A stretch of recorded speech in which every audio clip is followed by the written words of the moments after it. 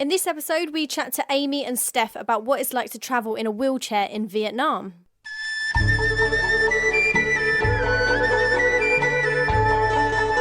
Right, so you're listening to What the Faux Travel podcast, and you're joined by myself, Amy, and Nick. Hello guys, thanks for downloading. This is episode 10, all about Vietnam.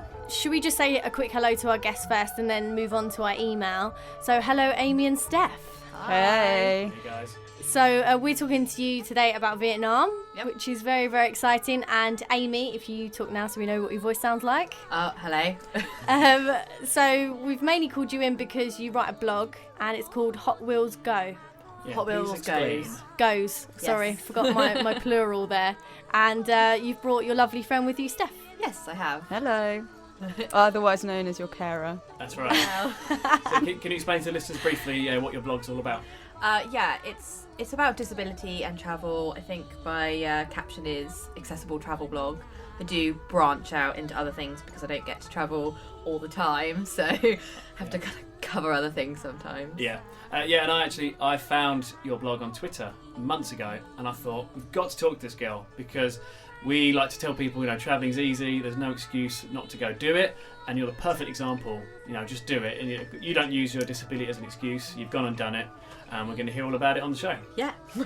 Right, so Nick, let's go into the email because we have an email from someone we gave a shout out to last month. Yeah, I think our number one fan at the moment. Yeah, Oh, got a new number one fan. Charlie, what's she like? And this is an email straight from Vietnam. Yes, it is. So she got in touch, we spoke a bit over social media, and she said, hi guys, from Vietnam, and I said to her, we're doing a show soon, all about Vietnam, please let us know your experience. And she said, there's so much to say about Vietnam, it's difficult to put it into words really. The only things I can say are that trying to cross the road here is an extreme sport, so make sure you have travel insurance. And who on earth thought chopsticks were a good idea in a country where they mainly eat noodle soup? She said, loving your work, guys. Cool. Okay, so Vietnam. So whenever we get our guests to come on, we always say, what's your favourite country? What's the one that you want to talk about? So I guess our first question is, why Vietnam? Why Vietnam? Did you guys even like it? Because I mean, Nick made us pick one. Yes. Well, you can say you first picked Japan. Do you want to explain why? Yeah, well, I first picked Japan because Steph literally knew nothing about. I didn't ask her opinion on any of this. I just replied to your Basically, email. you don't matter. So no. She's just the muscle. Yeah. So I picked Japan originally because it was amazing and just such a weird, cool place. But I mean, I really loved all the countries, but then I realised that if we were specifically talking about accessibility and travelling in a wheelchair, then all I could really say about Japan was it was so good, it was so perfect, it was seamless, probably the most accessible country in the world. So I thought, So boring radio. Yeah, exactly. And then you said that Thailand had already been picked because certainly some of the highlights for me would have been Koh Lanta in Thailand. So then I was like, okay, Vietnam was also amazing. Probably Sapa was certainly one of my favourite places. I don't know about you. Yeah, definitely. Several people have told us their favourite country in Southeast Asia is Vietnam. yeah, we get it a lot because that's Yeah. the one place that not the one place, but the main place that we missed out because of time. We couldn't go, could we? Yeah. And ever since, all we hear is, you should have gone to Vietnam. It's like, fuck off. Yeah. We didn't have time. Rub it in. But we will go back. Well, we'll go back. We haven't been before. We will go to Vietnam at some point, but we haven't been so far. So I'm looking forward to finding out all about it on the show today. Sure. Individually, can we just have a sort of list of the places in the world that you've been? So, Amy, if you start, just a sort of rough list. You don't have to literally sit here. Yeah, I mean, there's not like that many. I've been to Berlin, Rome, Paris a few times, Ghent or Gaunt, that's fun trying to figure out whether that was the same place or not. This is the second place you've said so far. Well, off air you said. I don't know where that is. I know where Ghent is. It's Belgium, isn't it? Yeah. Oh, is it? Yeah. Oh, okay. I thought you meant like that was an actual country. Gone. Oh no, I'm not naming. I was naming. Oh yeah, you were naming cities. Right, I was naming cities. Yeah. I'm just gonna sit out for the rest of the podcast. So. And then quite a few places in America because my dad lived there for 10 years, and then Shanghai because my dad lives there now, and then together we did Thailand, Cambodia, Vietnam, Laos and Japan, and I've also done Singapore. Cool. Nice little list. How about you, Steph? I have done not most of Europe, but a lot of it. I've been interrailing and my family are from Croatia, so I go there every year. Okay. Wow. Cool. I've also been to New York, South Africa, and before Amy came and met me in Asia, I did 3 months by myself. So I did Australia, Philippines, Indonesia, and Thailand, and we met in Thailand. Very impressive list. Very cool. So when you say you met in Thailand, you were friends before, right? And Yeah, Right, you So didn't we just, just like, bumped into each other in the stumble street. across each other. Hi, I really need someone to help me push a wheelchair around. I've just arrived here. Yeah, we were friends before. So Okay. the plan was always, yeah. So Steph, you were going travelling. What did you think? I want to do a bit of that as well. Yeah, well, we knew each other when we were 18 through a mutual friend, and then we like re-met up about 2.5 years ago. something like that. And the first time Steph came over, she said, you know, I really want to go travelling, but I don't know. My mum doesn't really want me to do it by myself. And I was like, I really want to go travelling, but there's no, you know, I missed out on it when all my friends were doing it because I had a lot of like health things going on then. And she was like, oh, well, we should just go together. And I was like, you're nuts. You have no idea how much work this is going to be for you. And then, yeah, it got put back a couple of times, didn't it? Because you weren't quite ready to leave work. And Yeah, I was really busy in my job, and we pushed it back, and then I was like, right, I need to do this, and that was it really. We arranged it and booked everything up. well, she literally called me. I was coming home on the bus, hanging out my arse, and I get this text from her being like, I'm going into the travel agents to book the flights tomorrow. Do you want me to just book yours as well? And I was like, all right. Yes. Oh, cool, this is happening. Yeah. All right, I okay. like to do things on impulse. Brilliant. Good. Okay, well, should we get into it? And we'd like to get our guests warmed up when they Yes. first come on the show with the Capitals game. You were having a bit of a dispute before of who's going to be better. So who wants to go first? Do we want the better person first? Amy. That's not that. Right, so you know I'm what not you the have better to person. follow. I thought we were going to do this together. I thought we're a team. No, you've got to do it individually. No, we don't want okay. you being friends. We want to put you against each other Right. on the show. I mean, she's going to win. Like, No, not okay. necessarily, I'm just come going to on. say things horribly I'm just going to Well, embarrass myself. all of our guests have done it. As a leaderboard, I am. I know I'm one joined person first just on got the leaderboard. one right. So as Yeah, long as I that's get his one, sister. then I don't lose. Correct. Yeah. Okay. So for people who are listening who haven't heard the show or the Capitals game before, it's pretty fucking simple, really. If you don't get it from the name, then there's something wrong. You've got 30 seconds. I'm going to give you the countries, and you have to give me the capital city Okay. of that country. And you have 30 seconds. I knew you played this game, so I don't know why I didn't brush up or at least just look at a And the map thing is, a lot before of the doing- time, the list stays the same. So if you Aw, listen to the show man. before, Yeah, you'll I know the haven't. answers. Yeah. Oh, No, There we we, go. we've changed it up a bit. Peru, no idea. Spain. She's crumbled. She's crumbled. Why would I don't Quick, you know. haven't got long. Colombia. I don't know. Right. Sir, just chill, and then you can get this right. Bangladesh. If you got that one right, I'd be so shocked. Russia. You know. Come on, Russia. Amy, you know Russia. I told you I can't play games. Okay, I'll give you an easy one. Germany. Berlin. There we go. Oh, she got one. That's it. You just got one. I told you in my email that I literally can't play games. I'm so glad I booked you for the show. To be fair, that's hard under pressure. I didn't know Bangladesh. Can we please revisit We've- Spain? I genuinely don't know. You don't know the capital of Spain? Wait, Barcelona. No. Right, No. let's go to Steph. France. Paris. Jordan.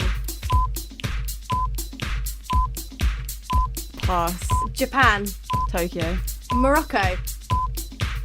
Pass. The Netherlands. Pass. Sweden. Stockholm. Ghana. Pass. Canada. Ottawa. Australia. Canberra. New Zealand. Wellington. Belgium. Time up. Brussels. You got Ooh. you got 6. In then. all fairness, I knew significantly more of hers. It's because than I you don't did have of the mine. pressure It's music. really That's what hard. it is. No, Amy, but under the after time Spain- pressure. After Spain, you can't say anything. Okay. I knew New Zealand, Australia, France, obviously. What else would I have known? I do know Jordan. I definitely didn't know that one. I'll give you a clue to Jordan. It begins with A. Yeah, I thought so.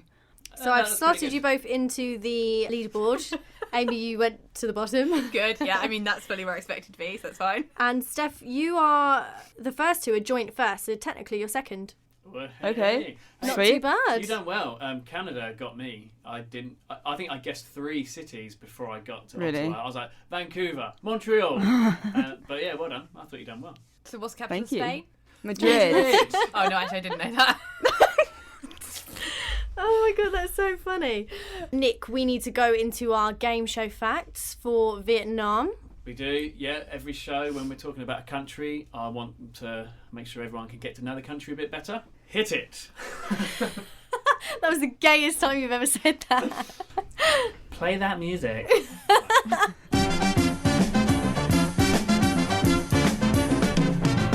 Vietnam. Officially, the Socialist Republic of Vietnam is the easternmost country on the Indochina Peninsula in Southeast Asia. Estimated population is 90 million. The currency is the Vietnamese dong. Giggity giggity. Hanoi is the capital of Vietnam and the country's second largest city, behind Ho Chi Minh City. The Vietnam War grew out of the American commitment to the containment of communism after World War II. For approximately 15 years, the Democratic Republic of Vietnam, aka North Vietnam, fought against an American-supported Republic of Vietnam, aka South Vietnam. The war for the US ended in 1973 with the withdrawal of American combat troops, and 2 years later, South Vietnamese forces surrendered to the North, meaning that Vietnam is the one communist country that we know today. This was the first major military loss for the USA. Although the country was shell-shocked after the war, over the past 35-ish years, the economy and tourism has grown massively, and international relations with other countries have improved. Although Vietnam is a developing country, it has a literacy rate of 94%. Among all developing countries, Vietnam has one of the lowest unemployment rates. An estimated 10 million motorbikes travel on the roads every day of Vietnam. Vietnam is the largest exporter of cashews in the world. The Vietnamese language has 6 different tones. A change in tone changes the meaning of the word. This makes their language very difficult to learn. There you go. Okay, I can completely see the 10 million motorbikes on there every day. Was You it 10 guys million? agree with that? Oh, yeah. Yeah, I absolutely. can't even remember the number now. Yeah, What was 10, it? 10 million bikes. When you bear in mind there are 90 million people, that's more than 10% are on motorbikes. Oh, no, but they do put 9 people on one motorbike. Yeah. That's so true. There you go. And all their belongings. Yeah, sack of rice, the Yeah. babies, everything. At one point we were travelling through Cambodia and there was 2 guys on a bike and they had a mirror, and I'm talking like Massive. the size of a door, a mirror in between them, so he was just like watching himself as he was like driving through Cambodia. He can see himself and all the traffic behind him. Yeah. On this huge I actually bike. grabbed a picture of it. I think we were sitting in a taxi or a tuk-tuk at the time. So I'll put that on the Instagram. That's at What The Faux Podcast on Instagram. And then equally it will go onto our Twitter, which is at Faux Podcast. Give us a fucking follow while you're there, because we Yep. need more followers. So, should we get into it? Should we chat Vietnam? So, yeah, can I ask actually, what is your condition, if you don't mind saying? So, like, you can walk a bit, but not far. So, what's Yeah, what's that? I've got a condition called Ehlers-Danlos syndrome, which is a connective tissue disorder. Primarily affects my ligaments, but it also affects anything that's made with collagen, which, from what I can tell, is everything other than bones. Right. Basically, I'm too weak and stretchy, so my joints dislocate really easily. When I was 17, I dislocated my left knee and paralysed my left foot. And when I was 19, I dislocated my right knee, had loads of surgery, like a year bed bound from the first one and about 6 months the second time. And yeah, it's just a lot of like chronic pain, weak joints. It can be very variable, and fatigue as well, I guess, is probably... Yeah. Is this something that can get better with age or stay the same? No, it's not degenerative, but each time I have a major dislocation, it generally then involves the joint being buggered. Yeah. I'm pretty sure I'm starting to get arthritis in my right knee. I was told I would probably have arthritis in those joints before I was 30. I'm kind of getting close now. So it's something, though, that if I look at where I was 4 years ago, I was living at home with my mum. She was pretty much like a full-time carer for me, especially if I go to the times when I was in that like acute stage of having majorly dislocated a joint and just ruptured everything. She was having to literally do everything for me. I was pretty much housebound, and I have learned to manage it a lot better. And that's the key, is I have to pace myself and not push myself too hard. And the thing is as well is that what seems like it might be okay one day, then it can have a really bad knock-on effect the next day or the day after. Yeah, but hey, it hasn't stopped you travelling around Southeast Asia, which is brilliant. Yeah, I mean, it's something I never ever thought I would get to do. And actually, the wheelchair is a huge part of it. Allows me to do that I can walk a short distance, and I've been a disabled person without a wheelchair, and it just meant I couldn't even get to the corner shop. Whereas, put me in a wheelchair, Steph could push me. That's cool. So it gives you the freedom rather than seeing it as a restriction. That's quite exactly. nice. It's not a restriction at all. It's the thing that enables me to live a pretty active, independent life. Yeah, great brilliant way to look at it. And Steph, I just wanted to ask you, how did you find it? Helping Amy all around Southeast Asia. Like, honestly, it must have been hard work at times. Well, it was physically exhausting. Maybe not, I anticipated it to be more so, but it was still quite challenging. I mean, Amy would be like, she'd be quite tired from her condition and from just general travelling around. We were active most days, I would say, having a chill out day here and there. Travelling really is knackering anyway. Like, I know I get really knackered and I get into like moods and stuff, so yeah, I just can't even imagine how difficult it must have been for you both. Yeah, and place to place was never a particularly short distance, so that alone was quite exhausting. But it was fine. We found a way to manage. Amy had that freewheel attachment, and that helped a lot in terms of going around uneven surfaces and temples. Otherwise, it probably would have been quite difficult to do that. I'd say the worst times were when we were in between places and I had to carry all our bags. We had a huge backpack each, and then we had little bags. We had all our filming equipment, hard drives. 3 months worth of medication. 3 months worth of medication for Amy, which I think filled up most of your small backpack. Jesus. Yeah, there was a lot of it, yeah. There was a lot of it. It was times like that where we were tired and grumpy and, if I was holding everything and we got to an obstacle, I couldn't physically help Amy do it, so we'd have to put everything down, move over, and then, But on the whole, I think it was all right, really. Good. Yeah, and you got to share the experience of travelling together. Didn't stop us from doing anything. So can you just explain your route through Vietnam, like the way that you travelled? Yeah, should I do that? You probably won't remember, won't you? You've got all the capitals down, but can't remember what you had for breakfast yesterday. Yeah. So we got the overnight bus into south into Ho Chi Minh City. Spent about 5 days there, something like that. 4 maybe? Yeah, But less? and then another bus to Hue. No, Hue. Hoi An. Okay. I thought we flew to Hoi An. Oh, shit. Yeah, all right, yeah. It doesn't matter how we got there. Yeah, you're right. We flew to Hoi An because that's when we left my freewheel. And then... Wait, what? Right, so my wheelchair has this off-roading attachment at the front that you can take on and off because obviously it makes your wheelchair quite big. Basically, it lifts the little wheels at the front up off the cobbles or mud or whatever. I left it in Ho Chi Minh City, and that's a whole ridiculous story that we also on purposely left some GoPro attachments there, and they couriered on the motorbike whilst we were waiting in the airport. They couriered this package down, but because of the language barrier, it was supposed to be the freewheel, and it was actually the stuff that we didn't need, the GoPro attachment. So then it had to be couriered up Vietnam. Oh Jesus! To come back to me. So it was like a £600 bit of wheelchair equipment. Yeah, so we flew to Hoi An, and then we got the bus to Hue, and from Hue we got the sleeper train to Hanoi. So at the moment, are you in the north? Hanoi, we're now in the north. Oh, so where did you start? We started in the south. We started Ho Chi Minh. Sorry, yes. And basically just worked up the coast. Cool. But we, only stopped at a few places, like the main stop-offs. If you're looking at Vietnam, what sort of shape is it? Long and thin. It's an S. It's like an S. Okay, cool, because then that helps visualise it. So Hanoi, we arrived at 5 o'clock in the morning. That's a good story as well. And went straight to Halong Bay, which I think we can both safely say was the low point of our trip. Yeah. Really? Because this really is kind of the main tourist attraction, isn't it, of Vietnam? Yeah. Is it Halong Bay? Halong Bay. Yeah, awful. Really? Like a badly Really? organised school. The whole thing, it was like a badly organised school trip. So were you with a tour guide at this point, or? Yeah, so most of what we just did by ourselves, like arranged travel there. Like it was completely easy to do that.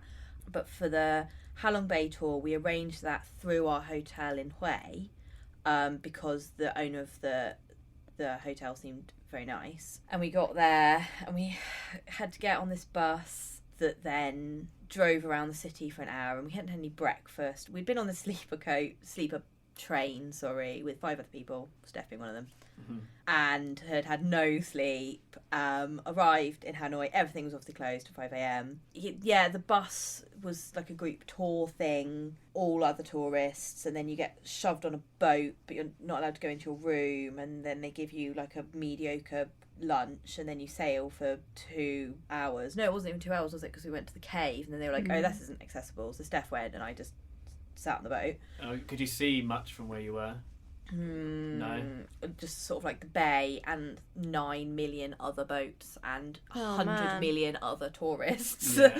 And then we went to what was sold as a floating village, but was just a pontoon where you could pay $5 each to go on a 10-minute little rowing trip into like a lagoon sort of thing. And then we got back on the boat and went through the bay for about an hour, something like that. Then we were supposed to be kayaking through the bay and swimming, but there was confusion over who was supposed to be staying on the boat and who was going to Cat Bar Island for one night and then staying on the boat the second night. So like, actually we have to drop people on the island, so we're not going to be doing kayaking and swimming, but it's okay, you can do it tomorrow morning. And then we had an even worse dinner. Oh And no, then- this sounds like it proper sucks.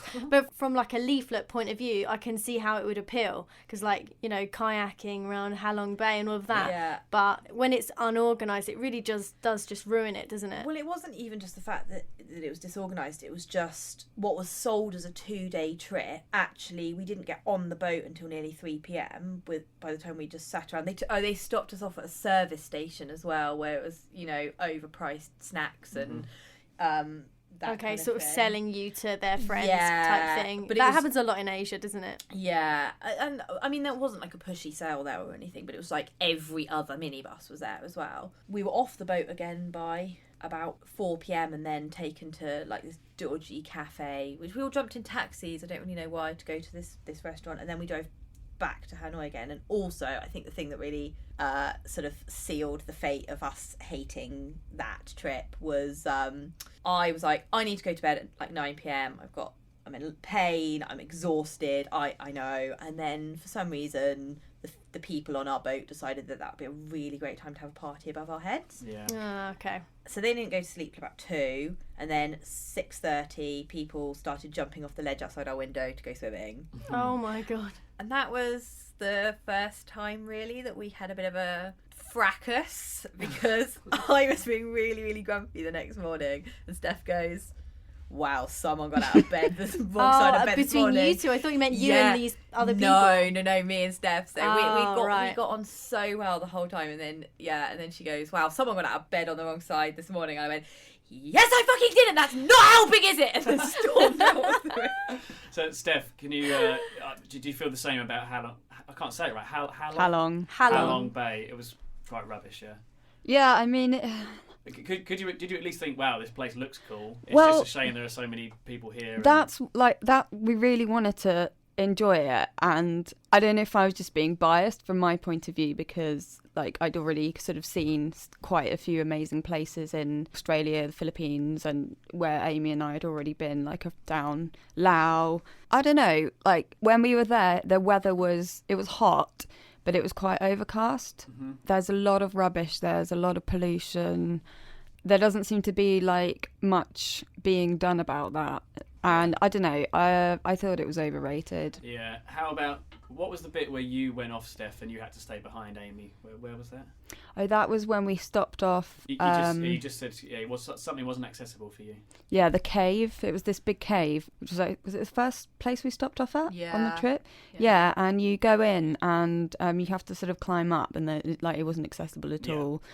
You couldn't have. I don't think you could have climbed up even with my help. Things, didn't I? But that it was like, too much, no. And it went inside as well. There were steps, and it was sort of weaving. So I wondered, how do you, Steph? How do you feel about that when you kind of have to leave your friend behind? Well, we were filming at the time, and I didn't want to leave Amy, but we both kind of agreed that I should go in there and get some footage. Yeah. And I did, and again, it was nice, but what they'd done is they'd lit up inside the cave, I can't remember what that word is, stalagmites, yeah. So they'd lit it all up in different colours. So actually it kind of looked like this weird rave place, like a rave cave, which was not what I was expecting. So, I mean, it was nice, but I don't think Amy missed much. I think that's the thing with Asia. Sometimes they try and accommodate. Europeans go there a lot, obviously, and they think, oh, this is what Europe's like, they'll want that here. When no, we're in Asia because we want to see Asian culture. So when you're saying it sort of turned it into a rave type venue, keep it as what it is. Obviously you've got to have lighting in there for people to go around, but I think I love Thailand, but there are parts of it that are being ruined because of tourism. It's like Koh San Road in Bangkok. It's just like the worst place you can think of in the UK for a night out. We hated it, didn't we? We did not find that at all. I think we went quite early there, so probably like the worst behaviour hadn't kicked off, but that's exactly what we had heard, and then we found Koh San Road to be really it was okay bad. But I mean, we didn't stay out there late. We did the classic tourist thing. We got massages and had a couple of drinks, but that was it. You've got to do that though. We always go for massages everywhere we go. Yeah, when it's like a couple of quid, you're like, I'm going to get one every day. I'm here for a month. Like everywhere. Yeah. So let's hear something good about Vietnam. Yeah. Halong Bay rubbish. Yeah. Vietnam sounds shit. What did you do in Vietnam, which was really cool? Well, it's got to be Sapa. So after Halong Bay, we went back through Hanoi and straight up to Sapa, which is right on the Chinese border, nearly. In the mountains. Yeah. Oh, cool.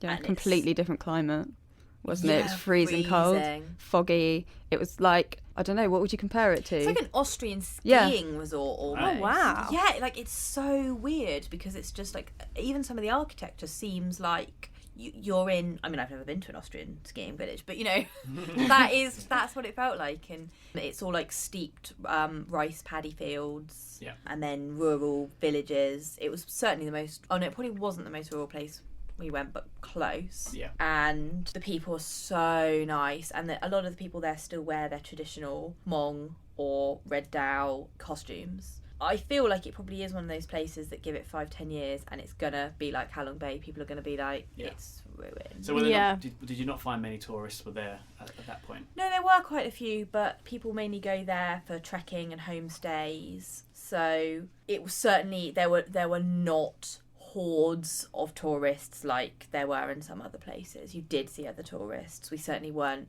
off the beaten track or a novelty or anything like that, but it still felt like it had retained some of its original charm. Cool. So what is it you enjoyed about the place then? The scenery, or what activities? What did you guys actually do when you were there?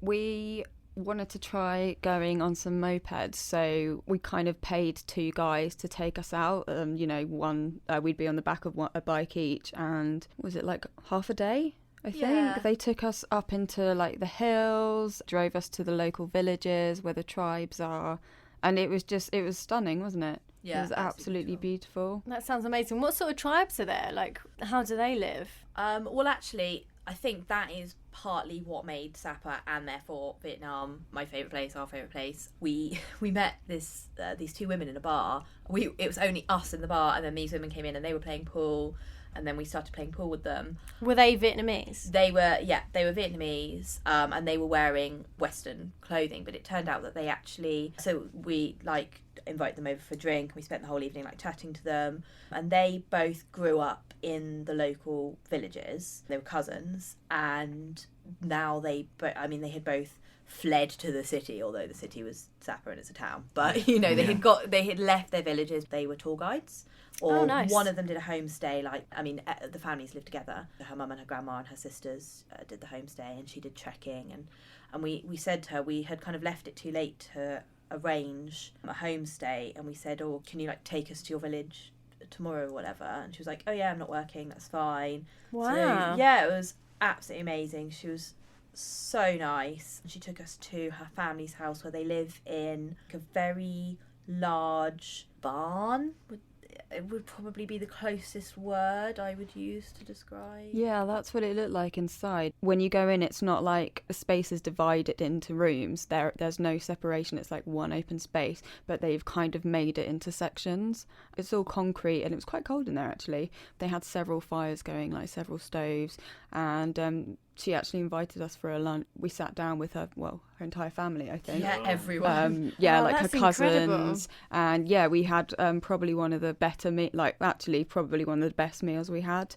I don't know how they made them, but just the freshest vegetables I've ever tasted. Yeah. They'd obviously grown. Yeah, I mean, they used the rice paddies off season. They grow vegetables in them, and Right, they okay. fertilise them with the pig. And bless them. I don't know at what point we mentioned that we were vegetarian, but obviously we did at some point. So we found that we were given everyone else had pork dishes, and we had 3 vegetarian dishes, which was like so nice that they accommodated us. Yeah. Because as we went in and they were like, "You're going to stay for lunch," I was like, "Oh no, this is going to be the time I either have to be offensive That's it. Yeah. or just It's shut such that an piggy awkward down." moment, isn't it? 'Cause I think, like, in English or British culture, it is kind of awkward if someone served you food that you didn't like. But in other countries, it really is Real like insult. such an insult if you don't eat it or if you refuse it and stuff like that.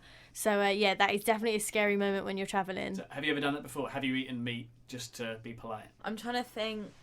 Not on the trip. No, I've been vegetarian for 14 years and I've never eaten meat to be polite. But whilst travelling, I did have a few meat slips, mainly You like did? chicken broth. I kind of just eventually was like, I'm Yeah. going to have to overlook this. Yeah. All of the the noodle soups that we assumed that they were pretty much all made with chicken broth. So Or possibly pork. I mean, you can't really escape it.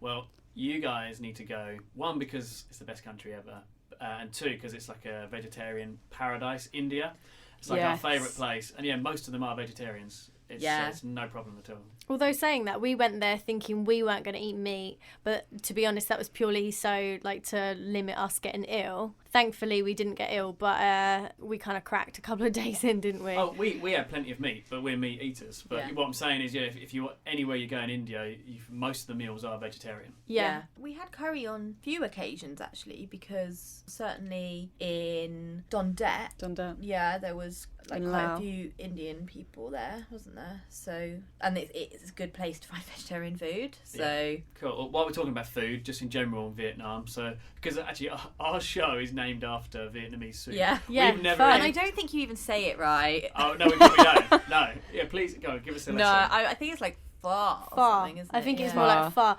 Far. Like F-U-R for us, like far. I think But we say faux because of fuck, obviously. Obviously, Yeah. if you haven't got it by now. Well, we've Oh, wait! Oh, now I get it. Fucking hell. But we've never been to Vietnam, and we've never had faux pho soup. No, we haven't. but Maybe that's what we should have for dinner tonight. Yeah, we're recording in London right now. There Oh, yeah. must be. Can I a just Vietnamese- say, this podcast feels a little bit weird because this is completely a different setup to what we normally record in. But we're in London town. London, if we sound Which a is- bit shit, it's because we've lost our nice studio that we've been using for the last couple of months. I think we sound all right. But you are in beautiful Brixton, Brixton. Exactly. my neck of the woods. It's just, Yeah. and it's a pure coincidence that we're in a studio in Brixton, and that's where you live. We Yeah. didn't do this for you. Are you sure? Don't feel too lucky. Well, although I did find out that I would have got dinner if I'd come to Essex. So. Yeah. That's right. You know, yeah. you win some, you lose some. If any guest travels, I'll take them out for dinner. But as you haven't travelled, sorry, Yeah. that's the deal. So we're talking about food. So in Vietnam in general, was it a lot of soups? Or is it more like Thai food? Because that's a lot of like meat, vegetables, and then rice, similar to the rest of I Asia. think, like all of those countries, the food is fairly comparable, isn't it? Yeah. To a point. They'll all be quite similar. Spicy at all? No, actually. We were really surprised, and I think it's because they presume that tourists can't handle spice. Because on the few occasions we were like, yeah, we do want it spicy, we got it really spicy. Yeah. But for the most part, actually, things were not They weren't spicy at all. were that they? spicy. But I hate coriander. Right. It's just disgusting. It ruins everything. That's So- like the base of most, like, Yeah. well, definitely Yeah. Indian curries. Curries, yeah. Yeah. Well, no, I don't mind like ground coriander, but it's like Oh. fresh coriander leaf. Right, So okay.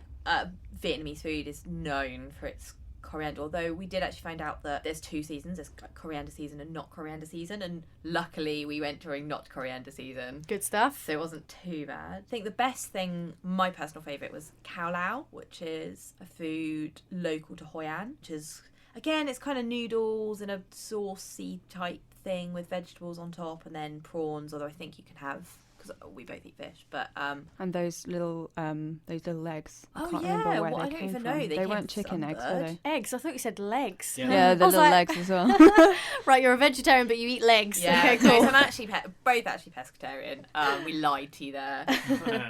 Yeah, no, eggs, little eggs. They came from a bird, obviously, but I don't know Yeah. what kind of bird. So food, like the cost of food, and I suppose really like the cost of living. I'll be talking like, is it similar to like Thailand? Like, can you get a meal for like £1 or £2? Yeah, it's probably cheaper in Vietnam actually. Oh, like yeah? if you go to the local places, of course, much more expensive than the touristy ones. But they had a lot of fish, didn't they? Like a lot of grilled fish on the barbecue, prawns, Oh, we ate and then so some many like grilled crazy prawns. seafood. I'm not a seafood fan, so that wasn't for me. But you ate some of it, didn't you? Yeah, we ate I ate a lot of seafood because it was easier to find the pure vegetarian food. So yeah, we went to that one place that was a barbecue. But do you know what? I was thinking about the food that we ate, and we tended to get to the point that we were knackered, and quite often in kind of a touristy area because we'd gone to see something, then we'd be like, let's just go here for food. I think the best meals that we had were the street meals, but we didn't do it as often as we should have done, or I would have liked to have done, I think. Nice.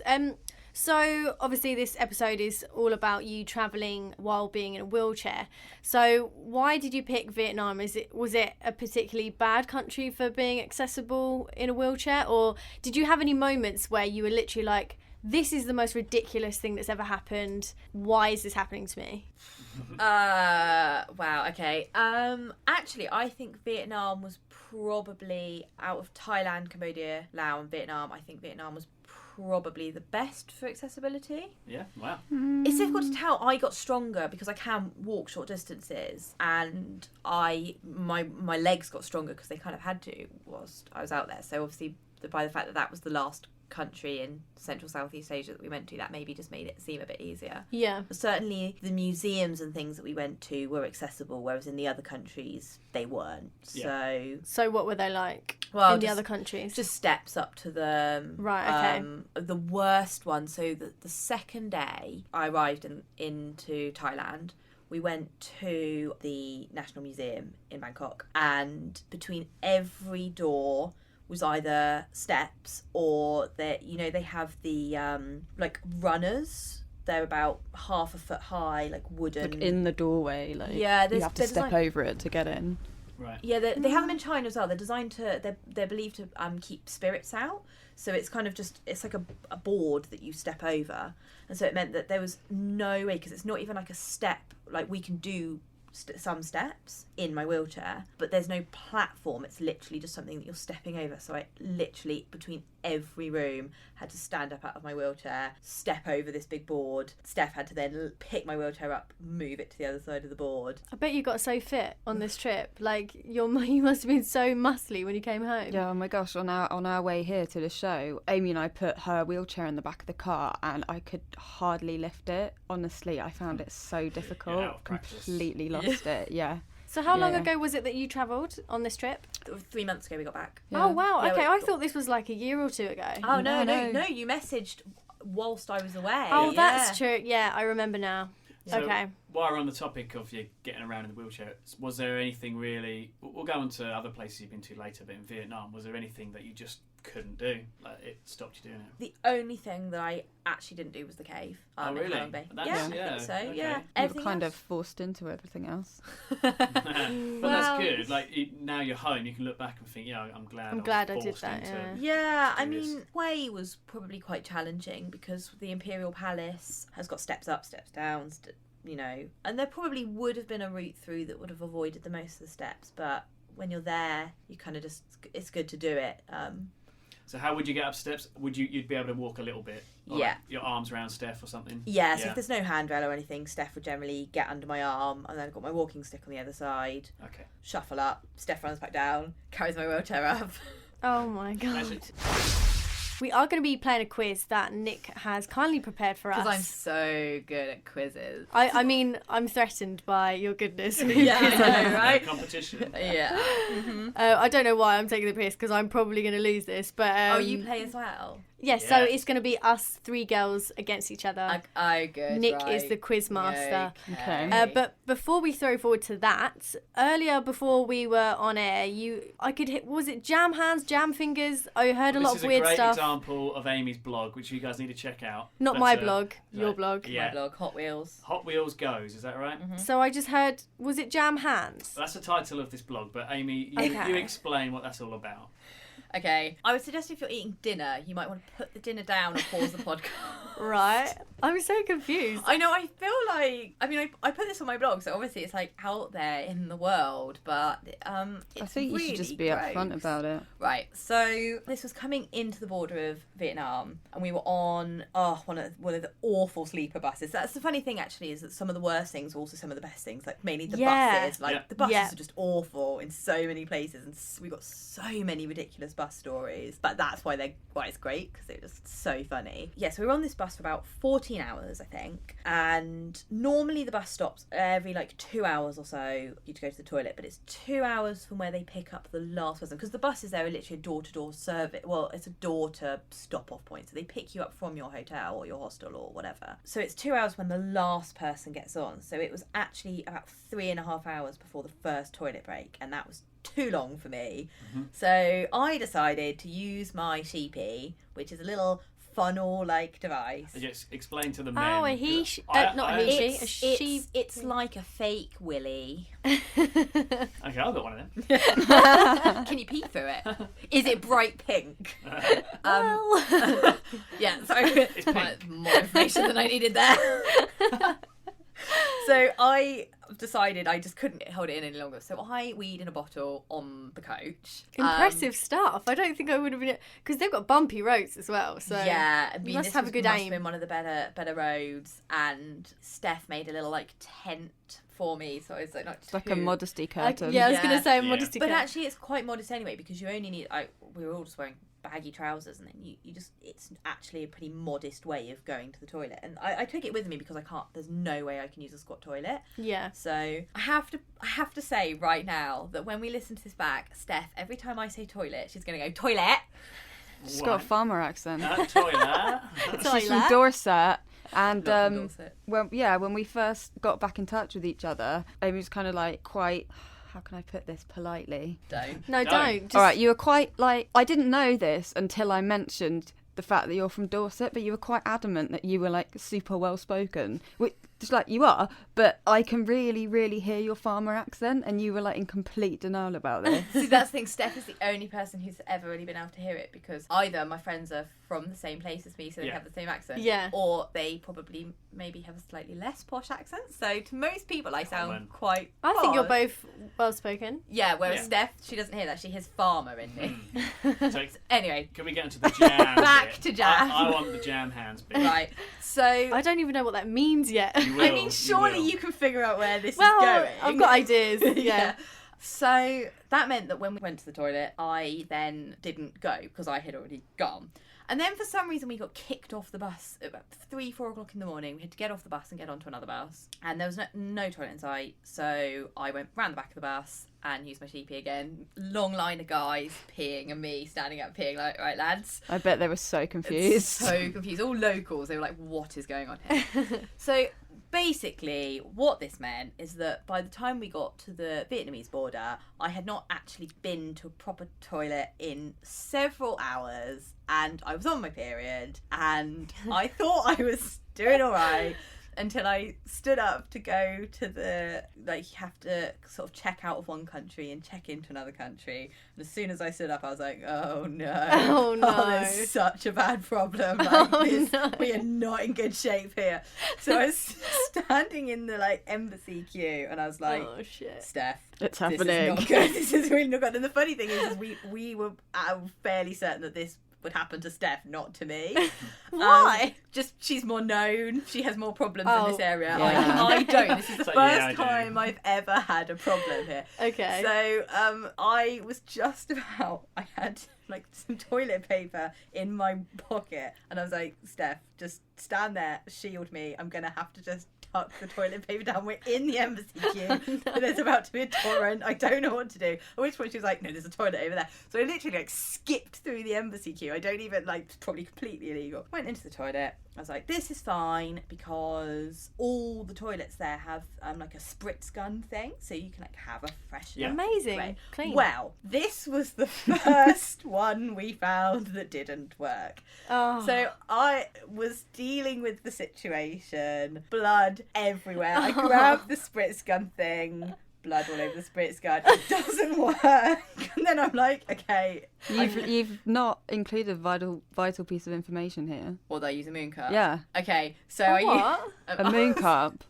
It's a little cup instead of like a tampon. Oh, Like, okay. Yeah, and it's really good for travelling, actually. Like, genuinely, any female travellers that are listening, this story might put you off, but it's really, really good. You don't have to carry around stacks of tampons with you. Ah, You okay. can't really get tampons in Asia. You can get sanitary towels, but you can't really get tampons. And it's called a moon cup. a moon cup, yeah. Okay. Much better for the environment because you're not throwing stuff away. This kind of shape, a moon Yeah, I mean, shape. it's like a little wine glass It's top just like a cup. shape.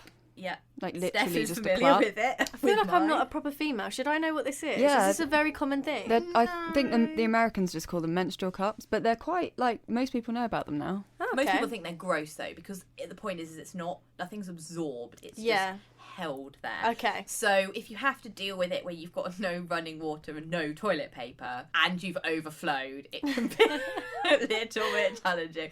So then I had to dig into my pocket where I knew I had like 3 squares of toilet paper, and I was God. like, what do I clean up here? Do I clean up myself? Do I clean up my pants? Do I clean up my trousers? Do I clean up the blood that is splattered around the walls? Like, it was so bad. I could just imagine you in this toilet just like So you said, like, looking at your once, hands. once you left the room, the next person to go in would just think someone had been murdered. Oh yeah, like Patrick Bateman had a party in there. Yeah. And I like the line you used in the blog. You said, I can imagine you standing, like, you're there, kind of blood on your hands. You're like, what do I do? And you said, I felt like I've been violated by my own body. Yes, because I had to get back on the sweaty coach for another like 3 or 4 Oh. hours. And I was Oh, just no. like, this is so But unpleasant. the water on the sinks wasn't working, was it? Or was it? Yes, the water and the sink outside was working, so I was able to wash my hands, but I couldn't flush the toilet. I just had to leave that there for the next person to enjoy. There you go. You're welcome. But hey, these things do happen. They obviously, do. Obviously not to men, but these things do happen when you're travelling, but you look back and laugh on it. That was a Laugh brilliant story. I about like it. that. Yeah. That's good. Right, let's Sorry, play Dad. this quiz. Yeah. Let's play this quiz. So we were trying to think of a clever name, better than travel quiz, but we couldn't come up with anything. So it's called Travel Quiz. it's called travel quiz. But we're trying to think something dirty, like, I don't know. Oh yeah, we would have liked that. Travel quiz on my face. Quiz all over Doesn't me, make any or- sense. Right, so a travel quiz split into 4 rounds. Each round's on a different topic, and 3 questions per round. I'm going to ask the questions, same question to all of you guys. Write down your answer, and then at the end of each round, we'll go back and see how many you got right. So the first round is all about natural wonders of the world. Okay. Oh my gosh. Doesn't even know capitals. Probably doesn't know natural wonders of the world. Okay. So question 1: which countries are divided by Iguazu Falls? Write down your answers, please. So 2 countries I'm looking for. Boom. Okay, question 2. What is Uluru more commonly known as? This is not funny. Shit, I've forgotten the... I think I pronounced it Oh, right. yeah. Oh, yeah, I've got it. Uluru. And question number 3. In what sea is the Great Barrier Reef? Oh shit. Can I go home? I'll give you guys a little clue with this one because it is quite difficult. It's kind of when you think of Barrier Reef, the name is in the name of the sea, not Barrier Reef, but you'll see what I mean when we go back to it. Doesn't really help you at all. So anyway, forget what I'm saying. So basically, shut up. So I've nailed Shut up. this one. Totally no. Let's go back.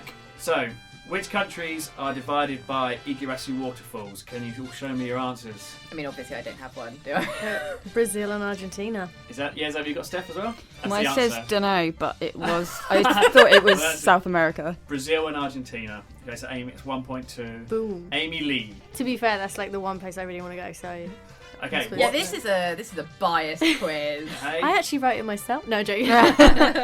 what is Uluru more commonly known as? It is, of course, Ayers Rock. Yeah. Oh, of course. So we got Amy Lee Ayers has Rock. got 2, Steph's got 1, and 0 so far for, I'm not surprised, for yeah. Amy. It is Alton, isn't it? It is Alton. Right. Yeah.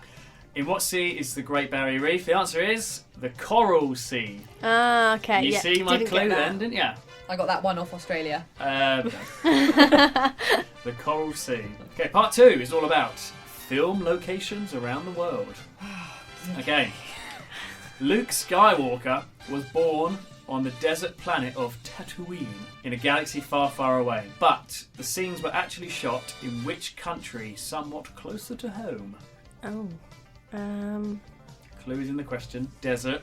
Can you read the question one more time, please? Luke Skywalker was born on the desert planet of Tatooine in a galaxy far away, but the scenes were actually shot in which country somewhat closer to home? Where was Star Wars filmed? Okay, next question. From which temples and tree vines did Lara Croft swing from? I'm at least gonna There's have a one. fist pump there. from Yeah, Amy. What's it called? What's it called? Yes. Yes, that's It's right. literally, it's gone blank in my head. Oh wow, let's move on. Oh, Oh dear, guys. fuck. I know. Is that the easiest one? Got it. On which island is the legendary beach used as the utopian location for the film adaptation of Alex Garland's novel The Beach? Them temples are fucking doing my head in. I can't think of what they're called. You have been there. I know. This is good because you've asked 2 questions of places we've been. So There you go. this helps me out. So the third question was, what? Where was the beach Oh, yeah. filmed? Oh my god, my mind's going blank. Okay, so answers for that round. The Star Wars question, the planet of Tatooine, was actually filmed in Tunisia. Bollocks. I put Jordan. Yeah. What did you guess? I didn't put anything. I put America. Yeah, I was thinking There of is, putting okay, America. there I is a thought desert. maybe like Arizona There's or a desert something. in America, yeah, fair enough. So the temples where Lara Croft Tomb Raider was filmed, Angkor Wat. Oh, that's... Yeah. Oh, I put Taprom, which is the specific. Yeah, you can have that. Yeah. Oh. You can have that. So we've got, it's 2 to Amy Lee, 2 Steph, and 1 Yeah. Amy Alton. Right. Sounds weird calling you like surnames, but Yeah. it's just 2 Amy's. Okay, part 3, travel etiquette. We I had thought no good questions. question You three. forgot Got the beach. Oh yeah, sorry. You are a Uh, shit quiz master. Yeah, it's PP Islands. Yes. Yeah. Well, actually, did anyone get Koh Phi Phi Lay? I got I put Koh Kopi. Yeah, Kopi. Yeah, you Yeah. got I that. thought it was Maya Beach. Yeah, the beach is, but That's it's on the the James PP Bond Islands. one, isn't it? But if you put Maya Beach, you can have it. I put Kopipi as well. Oh, fine. Got it all. I'm going to ask you, can you all just keep track of your scores? Because I've lost it. I've lost already. Yeah. Okay, I think it's 3-3. I've got 3. Yeah, Yeah. cool. Part 3, travel etiquette. What should you do when handed a business card in Japan? Okay. Okay. Next question. Why is using the word hostess rude in the Philippines? Use your imagination, people. Yeah, I mean, going with the obvious there. Okay. And the next question. Where in the world is it unlucky to present a clock as a gift? Now, my Amy So Lee, glad I listened you to know this last week. Yeah, you did you? Yeah. You know this one. Fucking Amy. told us that. I'm glad you listened to the show. Yeah. There's, Yeah. Yep, I know who it is. You got it? What is it? You can't ask what it is. Fuck you, I want to even up this score. I'm not as stupid as I Right. came across in the first quiz. Okay, let's go back then. So what should you do when handed a business card in Japan? I think actually I'd like to hear some of your what you thought. My answer was spit on it.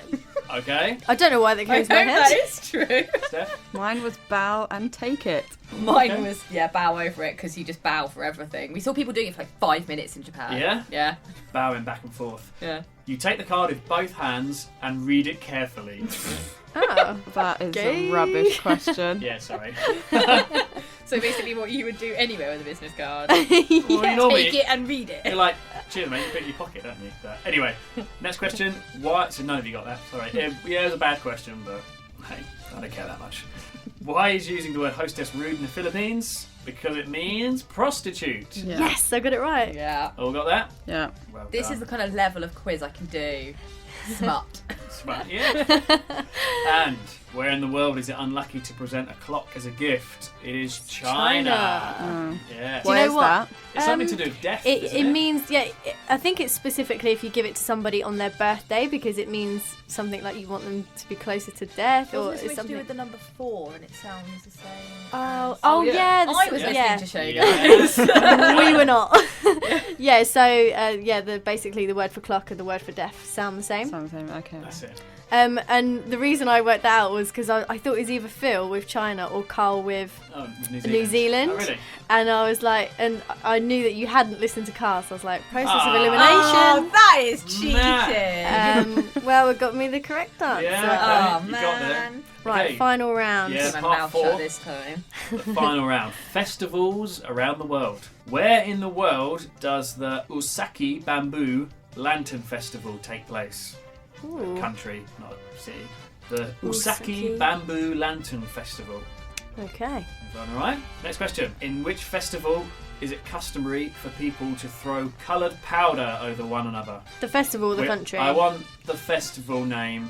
Actually, you get a point if you just get the country, but you get another point if you get the festival name as well. Sweet. And the final question of this travel quiz. At which US festival is a large wooden effigy burnt on the Saturday of the week-long event?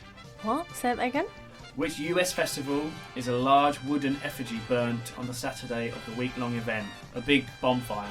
But when it's the effigy is like in the shape of a person, I think. Yeah, You burn it. Steph's looking happy. quite smug. Yeah, she looks so Happy smart. with It's that gonna one? backfire. Okay. I can't think of anything Right, really. this time. Answers. So, where in the world does the Usaki Bamboo Lantern Festival take place? It takes place in Japan. Yay. Yeah. Yes, good guess. Yeah, you got it? Mm-hmm. Well done. I thought bamboo might throw you off and might go China. Usaki sounded quite Yeah. Japanese. Yeah. In which festival is it customary for people to throw colour powder over each other? It's Holi Festival in India. Yes. Who got 2 points? Me. I Yeah? just got Holy Festival. Alright, good. At which US festival is a large wooden effigy burnt on Saturday? Blah, blah, blah. Clue is in the question. The Burning Man Festival Yeah, I Oh, got that. in the Black Of Rock course. Desert, Yes. Nevada. See, she was smug for a reason. Have you been there before? No, I haven't, but it's on my to-do list. Cool. I just want to throw out there, I called that the Jesus Festival. Oh, wow. Close. We know how So Amy very feels, close. feels about Jesus. So if we add up our scores, Yeah, so let's start Amy Alton. We've got 7. 7, okay. nice. Are we counting the double point for the Holly Oh, Festival yeah, one? if you got it. Oh, Okay. okay. I should have guessed India because I wouldn't have lost a point. Yeah, so Steph, True. you got yours? Score? 8. 8. I got 8 as well. Ah, we haven't got a winner after all of that. So, Amy, you're I'm the still loser. still We've got a loser We though. have a loser, we don't have a winner. Aw. Fine. I mean, literally, my ability to play games is... Hey, that's good, you got 7. We were watching back a bit of footage earlier, actually, where Steph was always trying to get me to play Never Have I Ever. No, Okay. sorry, not. Would You no, Rather? Would You Rather? And I literally could just never think of anything. And there's this video, and I think there's a very high possibility I'd taken quite a lot of painkillers that day because it's like a 15-minute video of nothing. And Steph's in the bath, and I'm lying on her side of the bed, and I just go, what would you do if I came in right now and did a poo? It's like, I would not be best pleased. And then I was like, what about, and then I was like, would you prefer if I farted in your bed? And then she was like, no. And then I was like, wait, I came up with a would you rather. I think, especially after the jam hand story, like Steph, there's no secrets between you guys, No. is there? Like, you've seen No, it like absolutely no boundaries. Peed on her feet, because one time she did have to help me up over a squat toilet. all. Yeah. And there's this brilliant bit of footage, again, where someone else is filming and they've got it on Steph and she goes, "She peed on my shoes," and then the camera pans down and Steph is wearing flip-flops. Oh. The girl behind the camera goes, "What shoes?" She goes, "My flip-flops." She goes, "So she peed on your feet." Yeah. I peed. Can I ask, because you keep mentioning footage, you will be putting together a film, is that right, of your travels? Hopefully, yeah. We Okay. were filming as we went along and we're hoping to edit that together into something usable. Cool. So I think we'll move on to your broader travels. I just wanted to ask, we'll start with Vietnam, but Southeast Asia as a whole. What were people's attitudes like towards like disabled people, if you noticed anything? Yeah, that's a good question. Actually, people were really, really helpful. Yeah. And whereas maybe I might have found that attitude patronising in England, I didn't out there, partly because of the language barrier that, it's so much harder to be like, "Oh no, I don't need help." But actually, if you said to someone, "Oh no, I'm fine," they'd leave you alone. But, people would help. There was always just like two small women under each arm to help me up flights of stairs and things like that. Brilliant. Yeah, it was really good. We barely saw any disabled people. Like natives. Yeah, Or no. out and about. I was going gonna ask their daily this, yeah. business. You say you didn't see many other locals who are disabled. Do you think maybe they're kind of hidden away? Well, that's kind of the only way that I would read into that. Yeah. We did see more people in Vietnam, but And Cambodia as well. we saw one guy with had polio who was using a wheelchair. I don't remember seeing I think we anyone saw a else. few people, not necessarily wheelchair users, but definitely people that had disabilities. And the same in Vietnam. Not all of them were wheelchair users. Yeah, Vietnam, there were a lot of people who had obviously been affected by Agent Orange, and they were generally begging or selling like tissues and things. So do you want to explain what that is? Yeah, so Agent Orange was one of the chemicals dropped by the US government on Vietnam, which causes horrible birth defects and still continues to now. That they didn't know when they dropped it that it was going to be so devastating for so many generations, but actually one of the museums that we went to, they showed some babies that were born in 2003. So their parents hadn't been affected by Agent Orange, they had no signs of it, but their parents had been exposed to it, and their babies were born as conjoined twins, which is very common with Agent Orange. And we also we went out into some of the villages on the outskirts of Hoi An, or we did a Vespa tour, and we saw 2 people with lower limb amputations as a result of fighting in the war or standing on mines. Yeah. And they were both working. One was was weaving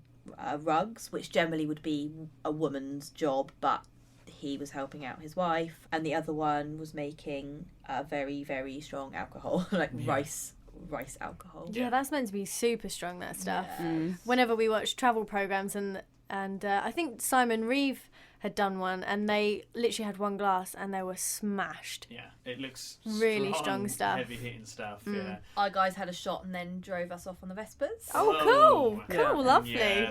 Yeah. Okay then. And so I want to know, when you were in Cambodia, how did you get around the Angkor Wat temples? Because that was actually like hard for us as well. Well, yeah, we've explained before, but it was a very hot day. Like, we'd foolishly been out very late the night before, and Very hungover halfway that day. we'd hired a little tuk-tuk driver for the day, because it's a big place. People don't realise. Another podcast I was listening to recently said they were on push bikes, and they said, don't do that. Don't do that would kill you, Being surely. a kind of motorised vehicle. Well, we saw people walking it, Yeah. like hiking through the day. Wow. So Can I just say one thing that we did do there? Do you remember ages ago there was that game called Temple Run? Yes. Yeah, and the guy used to run with his arms up like this, Yes. like really high up. Change direction. So that's the day we made a video when we were away. I literally made people clear the walkways, and I made Nick run towards me like the Temple Man. Basically, Amy Run normally man. makes me do stuff that I look like a twat. But I But just it's feel fun, personal so- entertainment. Yeah. Amazing. It So- works for me. So how do you guys get around the temples? That was probably the most difficult. Yeah, it was definitely challenging. We got up for sunrise that morning that we went. We watched the sunrise over the temple, over the main bit, and then we went in, and it just got to a point really quite close to the main bridge, didn't it? The main strip that you walk into, and it just was not accessible at all. And I went and had a look, went up the stairs, and it wasn't going to happen. So I went around, had a look, got a bit of footage, left Amy, thought you could just sit there and get on with it. See you later. And we didn't stay there for very long, but we had a driver as well, and we went to Taprom, and we just found... walked around that. Yeah, we walked around it. Or sort of walk, wheel, carry. Yeah, it's just Amy had to get up out of the chair whenever there was like a step, and we just managed it. We were there for maybe like 2 or 3 hours. It was really, really slow going, getting round. So whereas most people, I think, do several temples, we we did the main one, and then, we did Taprom, it was just exhausting, really. And actually, I literally just remembered, I had burnt my leg about 3 weeks before on a motorbike. You burnt it, was it near the exhaust or something? Yeah, so we rented a Ouch. motorbike with a sidecar so I could ride it. Because of the balance issue, I can't ride a normal motorbike. And 3 weeks later, and I hadn't been able to get a waterproof dressing on it very quickly, and our shower was literally just like a hose pipe connected to the Mekong. And at one point I saw a nappy float down in the Aww. So I was slightly concerned about infection in my leg. The wonders of Asia. Yes, and 3 weeks later it was still gooing violently down my leg. And we got chatting to this guy, and I was just having a sit down, like halfway through, sitting on some temple somewhere, and I was exhausted, and we got chatting to this guy, and it turned out that he was a nurse, and I was like, this might be really weird. Can you look at my leg? Because it's really gooey, and I'm kind of worried it might be getting infected. So there I sat on the edge of this sacred temple and peeled off these sticky dressings for him to look at.